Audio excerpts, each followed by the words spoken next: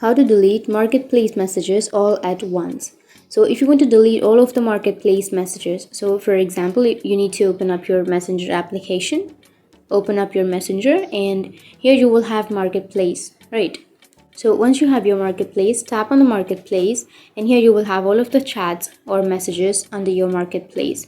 So if you want to delete any of that message, then you need to simply tap and hold on to that chat, and here you will have delete option. Tap on delete and your chat will be deleted.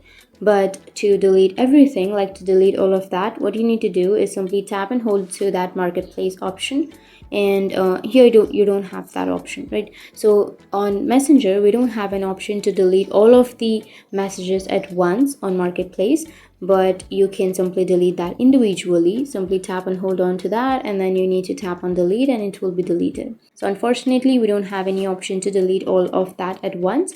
You can select one by one and then you can delete it.